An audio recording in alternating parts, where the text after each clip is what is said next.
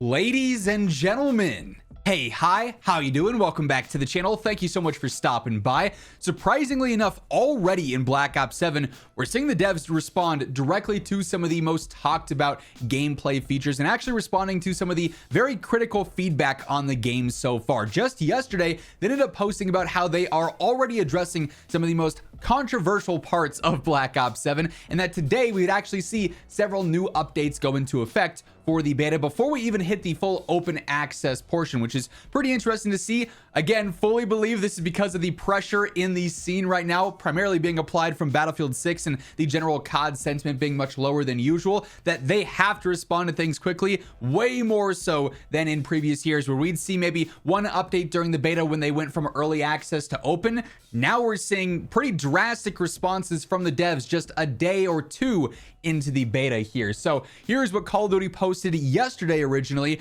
for October 3rd, saying, thank you for sharing your feedback with us. It's been awesome to see the start of the beta so far. We're just getting started. The team is already working on adjustments for the beta based on player feedback from the past 24 hours. Day 2 obviously kicked off yesterday and introduced a few new things. We got access to the imprint map. We got zombies early access, of course, there, and they added Overload as a map as well. But then they go through and they detail this, which is super important. New upcoming changes based on feedback. First up, time to kill. This has been a huge discussion already so far in Black Ops 7. The TTK is fast, or really the time to death is fast. It feels like you get melted but aren't always melting here, and that's a netcode problem. But they do talk about time to kill, saying TTK and overall weapon balance has been a conversation we've been keeping an eye on, along with evaluating in-game data from the day 1 of the beta. While we're starting the beta with the TTK in the range of Black Ops 6, we are aware that some players feel it may be slightly faster than desired. As a result, we will be releasing a weapon balance pass in the coming days to adjust TTK and ensure all weapons available in the beta are competitive within both their class, so rifle to rifle, SMG to SMG, but then also as their intended role within Black Ops 7. We are excited to get these changes in your hands as we continue to gather feedback and data to ensure our launch lineup of 30 weapons are as balanced and as fun as possible to use. I can't believe this, but I alluded to this, the past few weeks. I've somehow become a door reporter here covering Call of Duty in 2025. But yes, in the beta patch notes, we've got full information and a full section dedicated to doors. Here's what they say. While there are no manual doors in Black Ops 7 multiplayer maps, only 5 of our 16 6v6 maps at launch have automatic doors. That said, we are closely following the community discussion about doors on our beta maps and evaluating our launch and post-launch portfolio of maps. Based on the feedback we've already seen in the first 24 hours, we're going to be making the upcoming changes in the beta in a future update, forcing specific automatic doors to remain open from the start of the match. So they're just there and they stay open from the get-go. At that point, I don't know why they're on the map to begin with, but they'll stay open from the start. They're going to increase how long automatic doors remain open before they close, so they'll just be open for longer before they shut again. They're increasing the distance a player needs to be from a door before it's going to automatically open, so they'll open as you're further out, so you don't have to be standing right next to one and basically just walk into the middle of a doorway that somebody might already be staring at to get it to open so you can see through. And players can still shoot automatic doors to open them, which I've been doing a ton here. Changes we are considering for launch and beyond. So keep in mind, they're just considering this for now. It's not guaranteed they're going to make these, but they're thinking about it. They're evaluating a potential reduction in the number of automatic doors across our entire map portfolio. While some doors may seem to make sense to remove, others may bring about new issues with opening unintended lines of sight, which makes sense. We'll share more details as we have them. They're also adding the ability to disable automatic doors in private matches for competitive testing. So a few things you're looking for. So yes, in 2025, some of the first updates and responses we have from the devs are about how they're considering adjusting how many doors are on the maps. This is what we've come to at this point, I guess. They also, and this is a big one as well, talk about weapon XP, overclock earn rates, spawns, and various bug fixes. We've seen discussion about weapon XP earn rates and want everyone to be able to unlock and test plenty of attachments during the beta so you can provide valuable feedback and we can gather important information, and we're going to help you out there. We're also doing the same for overclock earn rates as well as adjusting our spawn system and knocking out some early bugs. So plan for tomorrow's update, which we should have patch notes for any minute now, and they'll be included in this video here.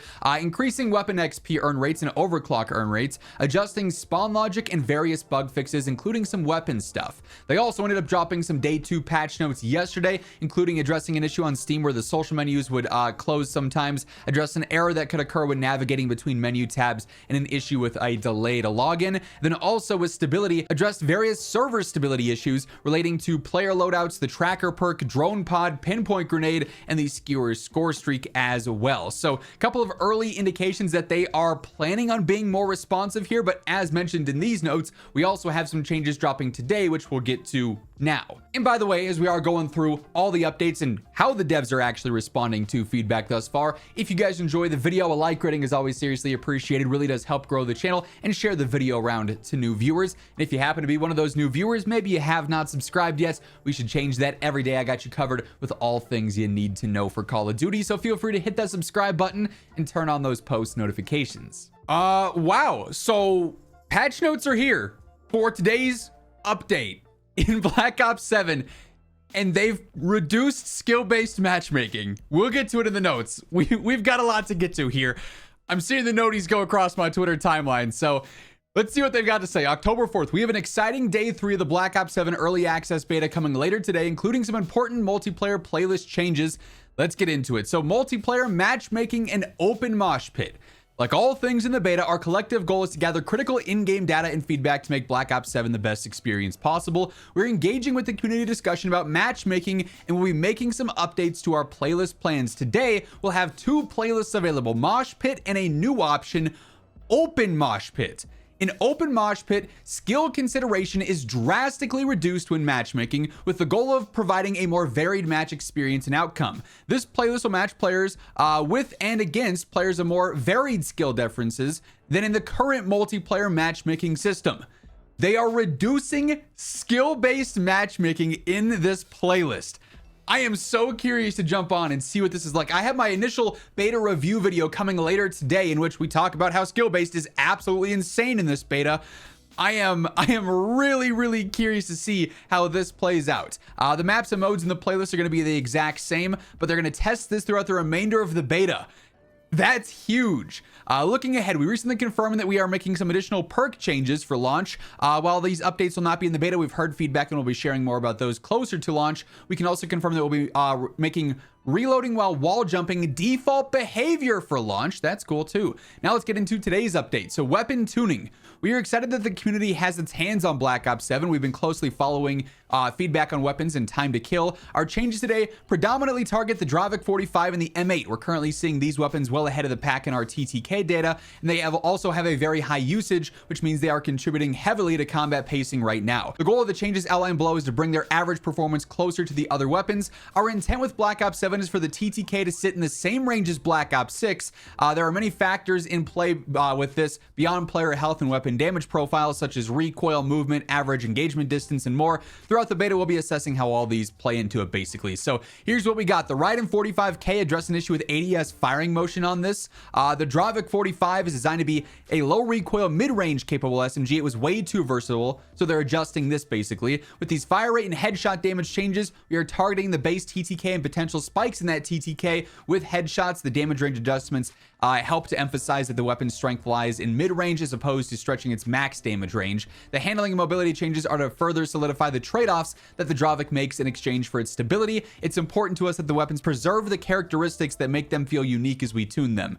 So with this, the max damage range is now down a few meters. The medium damage range is down a few meters. Medium damage range 2 is down a few meters as well. Additional adjustments, they've reduced the rate of fire. Headshot multiplier was reduced. ADS speed was increased. Sprint to fire increased. Tac sprint to fire increased. Movement speed reduced. ADS movement speed reduced.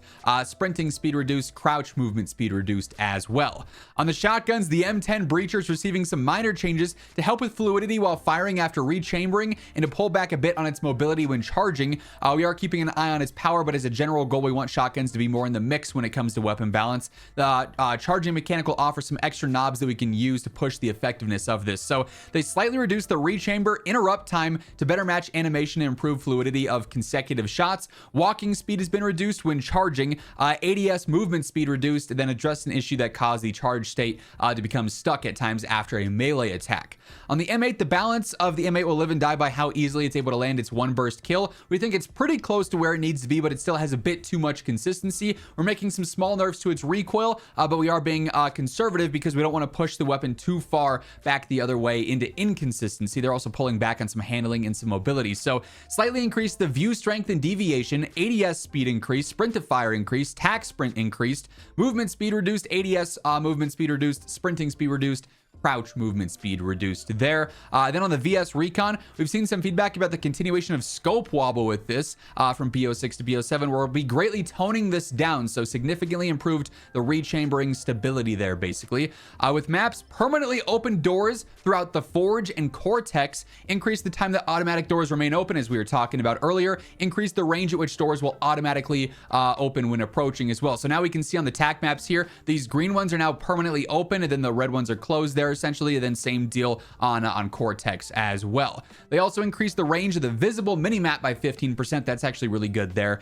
Movement increased allowable angle for sidewall jumps, adjust spawn logic with player influence on nearby spawns. Progression increased weapon XP earn rates, increased overclock earn rate on the skewer score streak, and then also on the drone pod field upgrade. Stability, they adjust server stability in the training course, stability with turrets, potential server stability on overload, and then server stability issues with the Gravemaker, skewer, and vigilance perk. In zombies, they resolve some issues here, including the rampage inducer affecting gameplay after round 55, address an issue in the training course, an issue related to toxic growth, some exfil stability, then also stability when leaving a match. And then lastly, known issue, players are temporarily unable to complete the exfil step of the zombies training course with this specific update. We'll have more updates throughout the week and early next week as well. But SBMM reduced, some weapon tuning. I'm liking what I'm seeing here.